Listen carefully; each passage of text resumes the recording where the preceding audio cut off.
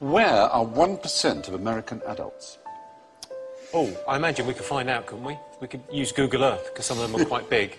There's one. He's got his own postcode. 1% of the population, which is, what's the population? It's about 300 million, isn't it? So you're talking about between 2.5 and 3 million, say? Jail. Yes. G for jail. English spelling of jail, of course, but it is G for jail. Really, that many people? 3 million people are locked up? Well, 2.3, which is 1 in every 99.1 adults. All of those guys there are innocent as well, because they all were arrested for having switchblades, but they've all only got one arm. Well spotted.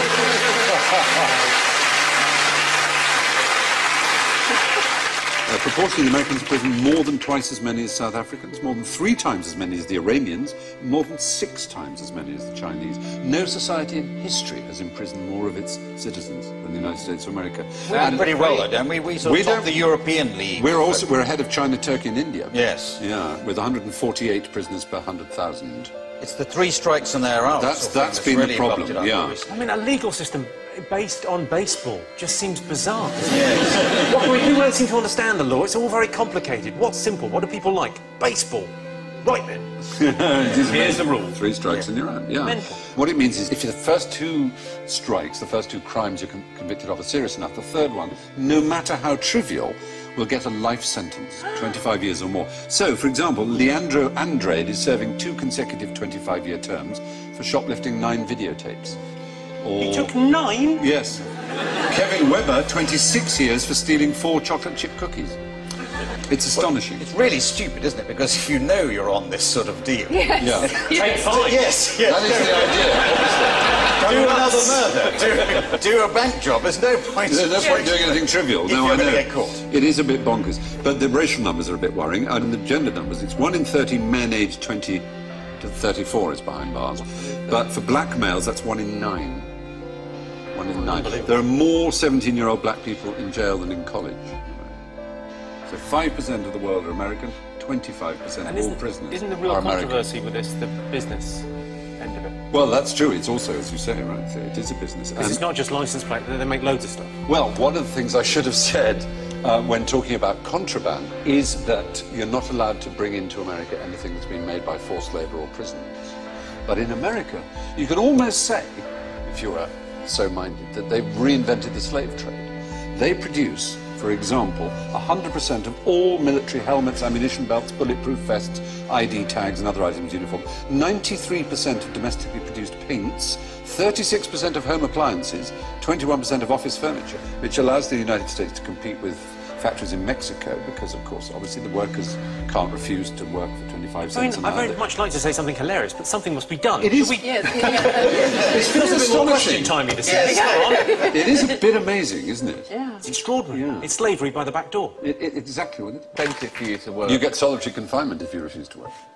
Yeah, more than 1 in 100 American adults are in jail.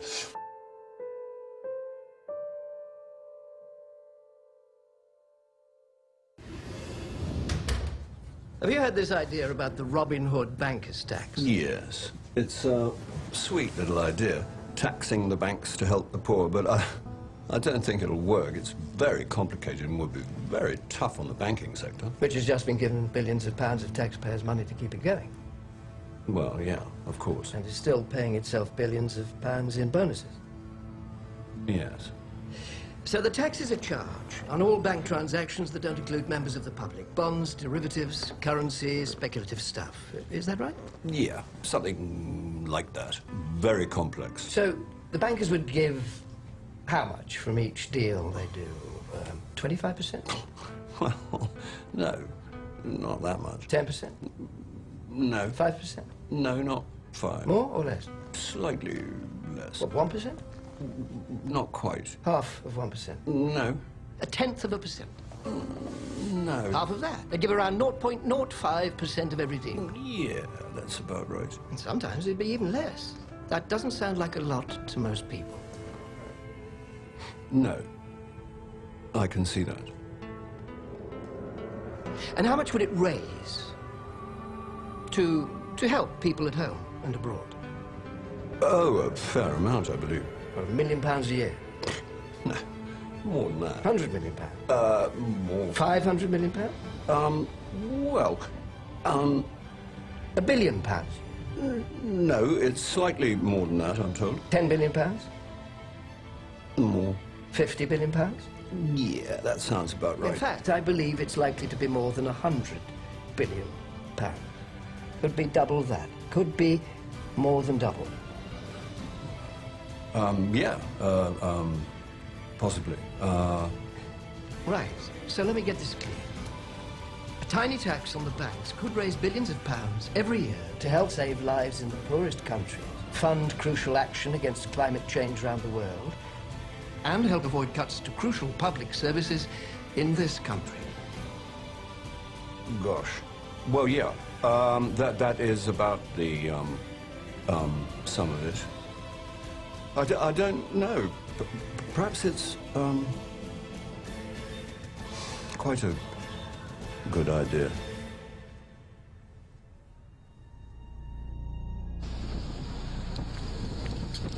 Okay, this is a moment in history. We are here with Sam Capilano and from the Squamish Nation in a red jacket, and we're placing what's called a permanent eviction notice to the courthouse. The red jacket is from Turtle Island. Sam Capilano is the Squamish Nation. The permanent eviction notice is placed here because the Queen and the bankers are trespassing on his sovereign territory. This is tax-free territory. This is sovereign. Capilano, you've got some words to say here? This is part of the Squamish Nation. It has been. My grandfather told me that when they first came, they separated, divide and conquer with the idea. Now this is known as another nation, but I know it's our land, so I'm not afraid to stand up anywhere and tell anybody. Red Jacket, you got a few words? Yeah, I'm Red Jacket. I'd like to tell the people that for 537 years since the two-row wampum belt was put in place, it was total destruction. And if we don't correct these here alterations that our judges in the justice system, so-called justice system, I never heard such a farce in my whole life. 60 years from now, this here earth, there's no changing back. It'll go into another Mars. Total destruction. Don't the judges understand this? Or they sleep? Who taught them? What university taught them? Where do they get their education? Don't they know they're on death row? We just finished entering and going through a procedure at the Richmond Provincial Court. And what happened was my name got called out. I didn't correct her, which I was kind of thinking of doing, but then I thought, okay, I'm just going to present myself as who I am standing in front of her, because she seemed actually quite like a nice judge. So when she said, when I stepped up to the mic, I said I claim common law jurisdiction. She right away rattled off all the charges and wanted to ignore that statement. And then she asked me, how do I plead? And I said, I do not consent, and I waive the benefit. And I think that's a really powerful statement that I want to teach to a lot of people, because when you enter a plea, you enter into a contract. Whether it's guilty or not guilty, it is their way of saying you have understood the jurisdiction that they want you to respond with.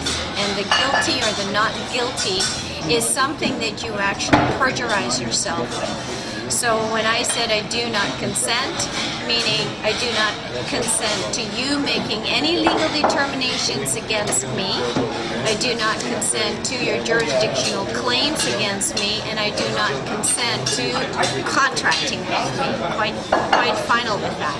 And because I had claimed common law jurisdiction at the beginning of my statement to the judge, she realized that I knew what I was doing, and she dismissed the case right away. So I'm really, really pleased with the outcome. After that, I actually met up with Paul Gibson in the lobby of the provincial court, and went up to him and shook his hand, and he said, and yeah, you are? And I said, oh, Irene Gravenhorst, and I told him that they dismissed the case, and he went, oh, too bad. It was orchestrated that Paul shows up after the case was dismissed so that he didn't have to deal with these issues. And being on the stand, on the record, for being the debtor to the contract. Oh, and I have to tell you that it's going to cost $3 billion. It's fine, ma'am. Okay.